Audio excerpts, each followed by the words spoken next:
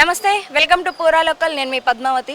అయితే ఇప్పుడు మనం నాంపల్లి హైకోర్టులో అయితే ఉన్నాం. ఇక్కడ చూసుకోవచ్చు, కేసు విచారణ అనేది మనకి ఆగస్టు 25కి అయితే దీనికి వాయిదా వేయడం అయితే జరిగింది. అయితే కేసు విచారణ నిమిత్తం ప్రతి ఒక్కరూ హాజరవ్వాల్సిన అవసరం అయితే ఉంటుంది తప్పనిసరిగా. కానీ ఇక్కడ హియరింగ్లో సంబంధించి మనకి సస్పెక్టివ్లు కొంతమంది రావాల్సి ఉంది. వారు అన్వంతర కారణాల వల్ల వాళ్ళు రాకపోవడం వల్ల వారి అడ్వకేట్ చెప్పిన కారణాల మేరకు మళ్ళీ ఈ కేసుని 25కి అయితే దీన్ని పోస్ట్పోన్ చేయడం అయితే అయ్యింది. అయితే కేసు హియరింగ్ విషయాలకు వస్తే మొదటి సెషన్లో ప్రతి ఒక్కరూ తమ వాగ్వాదాలను అయితే వివరించుకున్నారు. వీరితో పాటుగా మనకి 70 పేజీల ఛార్జ్షీట్ పేజీలను కూడా ఈరోజు లాయర్లతో పాటు అడ్వకేట్ కూడా దీనికి సంబంధించిన ప్రతి ఒక్కరూ కూడా దీన్ని విచారణ చేయడం అయితే జరిగింది. అయితే దీనిలో పాల్గొన్న కేటీఆర్తో పాటు ఆ రోజు ఈ ఫార్ములా రేస్ విషయంలో ఎవరెవరైతే ఉన్నారో నిందితులుగా వారందరూ కూడా దీనికి హాజరవ్వడం అయితే జరిగింది. అయితే ప్రస్తుతం దీంట్లో ఏవన్గా ఉన్నవారందరూ కూడా ఈరోజు కోర్టుకి అయితే హాజరయ్యారు.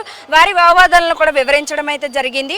అయితే ప్రస్తుతానికి నాంపల్లి కోర్టులో ఇచ్చిన సమాచారం మేరకు వచ్చే నెల 25కి అయితే ఈ కేసుని అయితే పోస్ట్పోన్ చేయడం జరిగింది. అయితే తప్పనిసరిగా ఆ రోజు ప్రతి ఒక్కరూ కూడా ఈ కేసులో నిందితులుగా ఉన్న వారందరితో పాటుగా సస్పెక్టివ్లతో పాటుగా అందరూ కూడా తప్పనిసరిగా దీంట్లో పాల్గొనాలని అయితే చెప్పడం అయితే జరిగింది.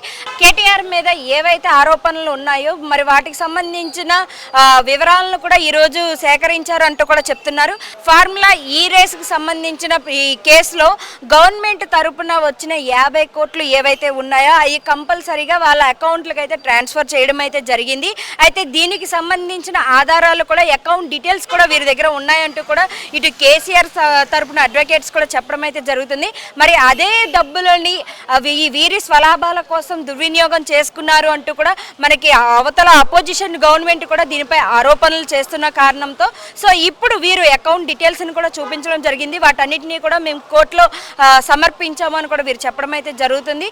మరి ఇప్పుడు గవర్నమెంట్ తరపు నుంచి ఇచ్చిన 50 కోట్లు కావచ్చు, ఓవరాల్ ఇదంతా కూడా కండక్ట్ చేయడానికి ప్రోగ్రాం మొత్తానికి కలిపి ఖర్చు పెట్టిన 150 కోట్లు, వీటన్నిటికీ కలిసి మొత్తం అన్నీ కూడా మనకి బిల్తో సహా ఉన్నాయి అని అనేసి ఇక్కడ వీరు చెప్పడం జరుగుతుంది.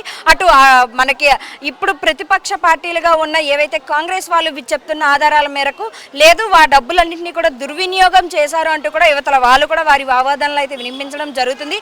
మరి నిజంగానే ఈ అమౌంట్ మొత్తాన్ని కూడా వారు దుర్వినియోగం చేసుకున్నారో, వారి అధికారాన్ని వాళ్ళు తప్పుడు దోవలో ఉపయోగించుకుంటున్నారు అని వచ్చే ఆరోపణలన్నింటినీ కూడా ఇప్పుడు కేటీఆర్ గారు ఎదుర్కోబోతున్నారు. అయితే ఇక్కడ అడ్వకేట్స్ ఇస్తున్న ఆ సమాచారం మేరకు ఈ కేసులో ఎవరెవరైతే నిందితులుగా ఉన్నారో వారందరిలోనూ ఎటువంటి తప్పు లేదు, ఎక్కడ ఏ తప్పు జరగలేదు. కాబట్టి ఈ కేసు నిలిచే అవకాశం లేదు. ఖచ్చితంగా ఇంకొద్ది రోజుల్లో కేటీఆర్ పైన ఉన్న కేసు అనేది ఎత్తేసే అవకాశం కనిపిస్తుంది అంటూ కూడా యువతల వీరు కూడా చెప్పడం జరుగుతుంది. మరి వచ్చే నెల 25వ తేదీన ఈ కేసుకి సంబంధించిన ప్రతి ఒక్కరూ కూడా దీంట్లో పార్టిసిపేట్ చేస్తారు. కాబట్టి ఆ రోజు ఎటువంటి హియరింగ్స్ వస్తాయి అనేది కూడా తెలియాల్సి ఉంది. కాబట్టి మరిన్ని అప్డేట్స్ కోసం ప్లీజ్ సబ్స్క్రైబ్ టు పూరా local and this is Padmavati.